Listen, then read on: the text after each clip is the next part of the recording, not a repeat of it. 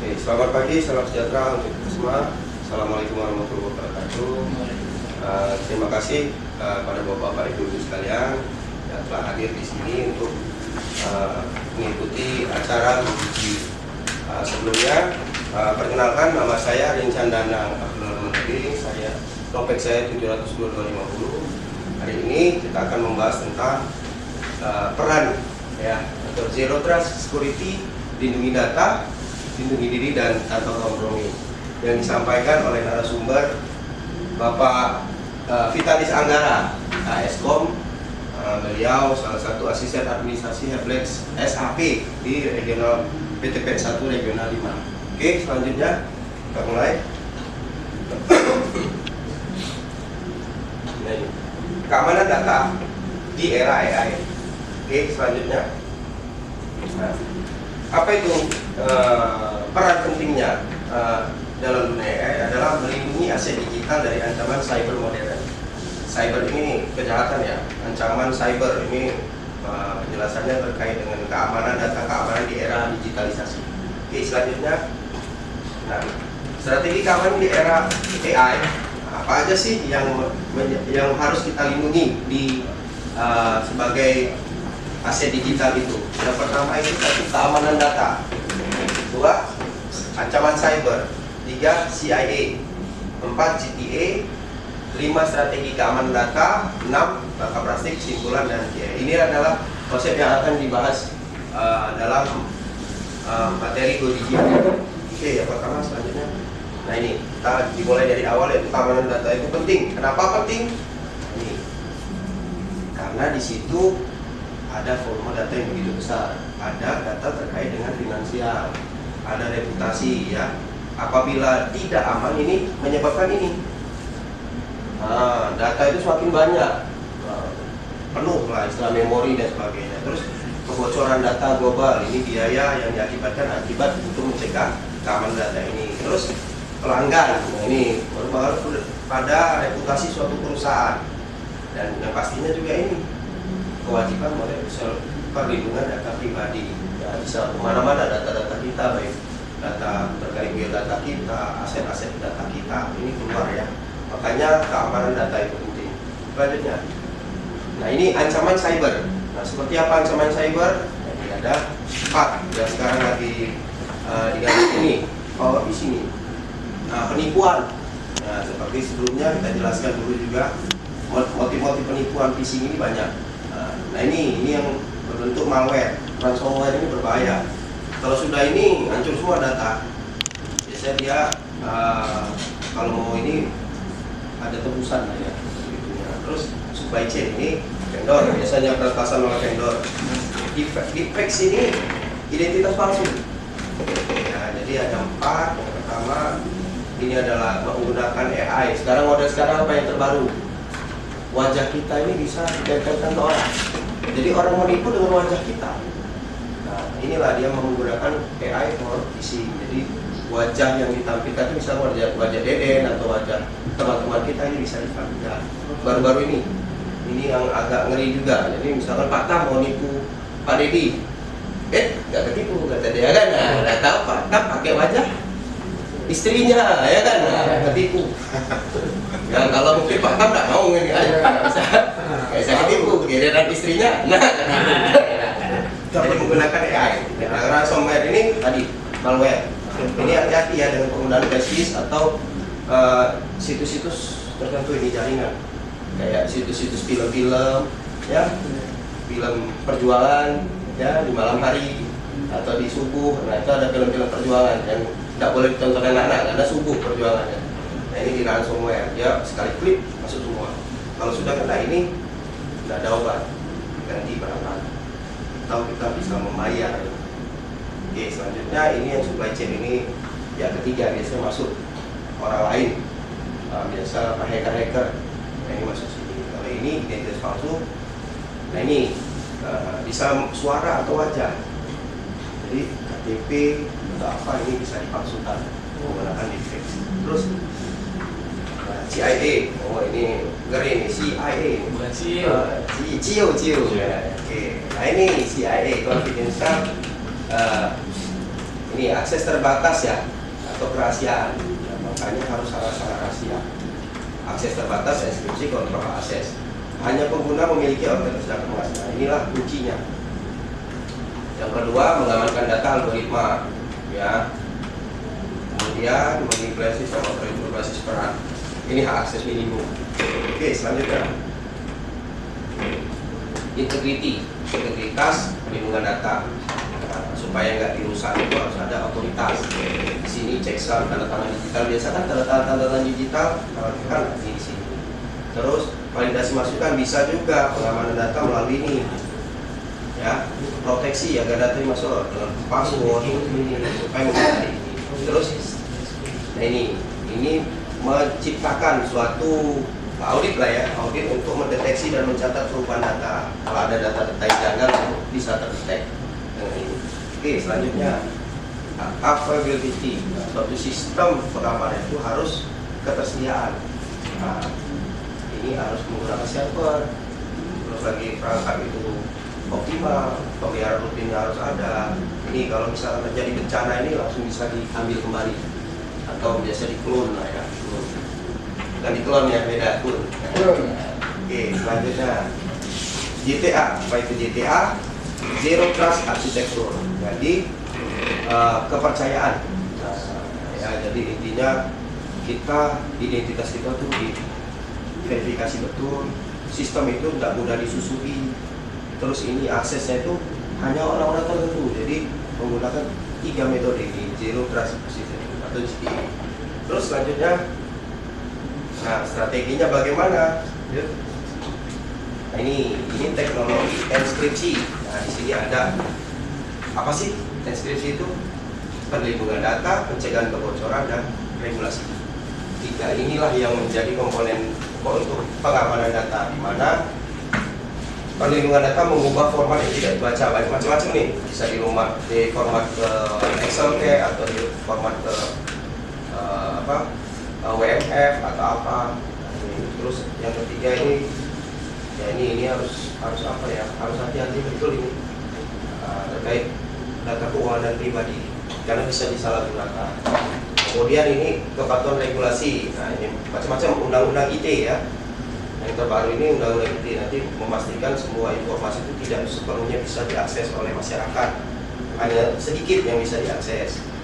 Oke, itu selanjutnya. Nah ini bagaimana kontrol akses. Nah, ketemu lagi kok bahasa kontrol ya. Pak Tam paling senang ya. Jadi ada 3, ada lapis, ada akses, ada jarak jauh. Jadi kalau kontrol pasti pakai lapis. Buka dulu lapisan, ya kan? Terus masukkan, ya kan? Terus jarak jauh. Nah, awalnya dari jarak jauh dulu, ya kan? Nah, jadi sistem multifaktor memastikan hanya pengguna yang berwenang. Jadi kalau nggak berwenang nggak boleh mengadakan adegan kue lapis, nggak boleh, ya kan? Jadi harus berlapis. Dari satu pintu ke pintu harus ada otorisasi. Ya, akses. Nah, perannya sebagai apa? Boleh nggak diakses oleh internal, boleh nggak eksternal. Kemudian ini akses jarak jauh. Ini biasa dari luar jaringan organisasi, biasanya dari kanrek, dari mana ini untuk mengamankan ini. Ya, jadi kontrol akses itu penting betul untuk pengamanan data di era digital. Oke, nah ini menggunakan audit. Harus ada audit keamanan membantu menemukan celah. Jangan sampai kalau tidak diidentifikasi, ya kan, ini terjadi kebocoran oleh pihak yang tidak bertanggung jawab. Banyak kebocoran data terjadi di sini. Hanya terus peningkatan prosedurnya, metodenya misalkan dari Pak Dedi masuk ke saya dilapis lagi masuk ke Pak Par dilapis lagi masuk ke Pak Tam. Selanjutnya inilah peningkatan prosedur. Jadi harus berjenjang. Langkah-langkahnya seperti apa? Kemudian deteksi dini. Nah ini dini, ya. Jadi ancaman kebocoran itu bisa dilihat dari audit yang dilakukan secara rutin. Selanjutnya langkah praktis. Nah ini langkah praktis seperti apa? Dalam pengamanan di era digital ini harus menggunakan sandi. Cek nama pengirim, emailnya siapa, terus auto update, misalkan update antivirus atau apa. yang fetchingnya supaya nggak sampai terjadi crowded. Crowded itu bisa menumpukan data yang menyebabkan nanti terjadinya pencurian data. Nah, hindari wifi publik. Nah, jangan berbagi sharing Bluetooth. Jadi yang Bluetooth hotspot, ya kan? Nah, pokoknya yang berbau hot lah, ya jangan dicoba-coba, karena pasti berbahaya ini, karena bisa diakses oleh semua orang. Oke, selanjutnya ini akhirnya kesimpulan. Oke, jadi keamanan data itu bukan sekedar produk teknologi, tapi budaya organisasi. Bagaimana kita memanfaatkan teknologi AI atau teknologi yang sekarang termodernisasi, digitalisasi, bukan sebagai hanya teknologi, tapi sebagai budaya. Kita harus membiasakan diri dengan yang namanya teknologi. Yang kedua, investasi pada keamanan data, investasi kepada bisnis. Ya betul, bahwa makin canggih suatu zaman itu pasti kebocorannya makin tinggi. Aksesnya bukan hanya di dalam, tapi dari luar. Bisa pembobolan, bisa macam-macam. Kita sering di ATM aja sering kebobolan kan? Ya. Kadang-kadang ada yang saldo kita tiba-tiba berkurang. Ya. Nah, walaupun kecil itu 4.500 itu salah satu juga. Wah, Indonesia. Seluruh Indonesia. Kalau 1 miliar pelanggan berapa miliar? Nah, makanya hati-hati ya dengan data, jangan kasih data-data ini ke orang yang nggak bertanggung jawab. Ya, apalagi PIN ATM Den, nggak boleh. Ya, kalau PIN ATM nggak boleh deh. Kalau enggak PIN kau ke saya kasih, ya kan? Nah, ini ATM-nya di PIN-nya Pak. Kadang-kadang modus penipuan juga ada. Ya, hati-hati dengan PIN atau apa yang untuk ini ya. Apalagi di WA itu ada sekarang minta kode apa namanya? Verifikasi. Kode verifikasi kita yang ada di email atau apa. Dia biasa minta itu. Nah, itu hati-hati, jangan dikasih kode QR atau kode apalah sifatnya yang kalau kita daftar ke Facebook atau apa. Kalau sebelumnya, mungkin kesimpulannya di sini yang ditarik adalah segala sesuatu itu yang berkaitan dengan teknologi kita mau tidak mau harus kita manfaatkan, harus kita terima. Suka tidak suka, namanya zaman sudah berubah. Dan kita bukan lagi zaman tradisional, sekarang sudah zaman teknologi, era yang begitu nih. Kebocoran data ataupun data-data yang penting hendaknya kita saling mengamankan. Kenapa? Di zaman sekarang rahasia perusahaan dan apa itu sangat intens. Pengaruhnya kemana?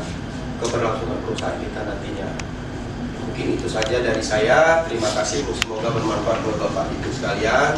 Saya akhiri, selamat siang dan saya ucapkan terima kasih atas kehadirannya. Terima kasih, selamat siang Bapak Ibu.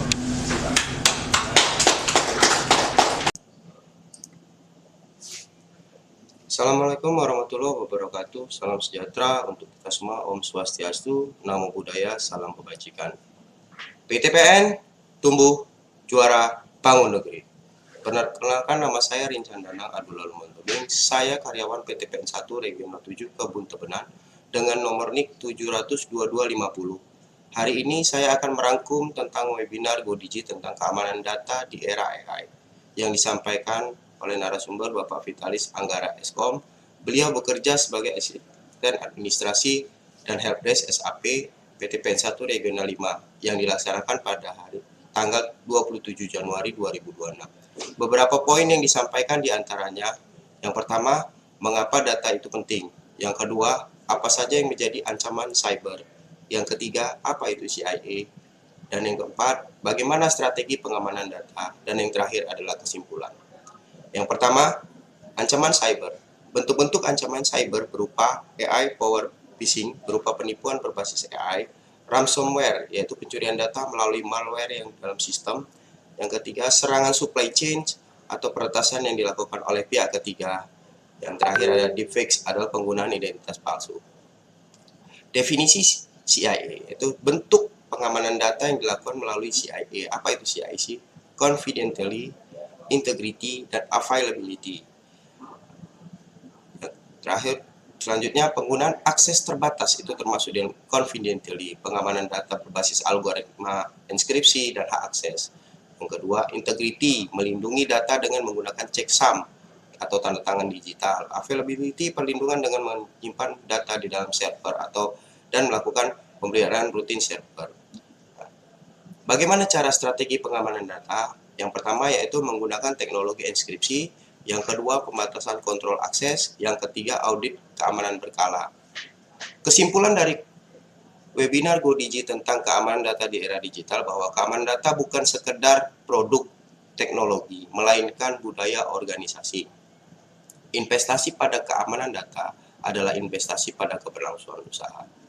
Mungkin itu saja yang bisa saya sampaikan rekan-rekan yang saya banggakan Planters Perkebunan Nusantara. Semoga apa yang saya sampaikan mampu memberi wawasan dan pengetahuan untuk rekan-rekan semua. Semoga bermanfaat bagi mencapai dan membangun budaya kerja di perusahaan kita. Sehat dan sukses selalu untuk rekan-rekan semua. Terima kasih. PTPN, One PTPN, One Culture.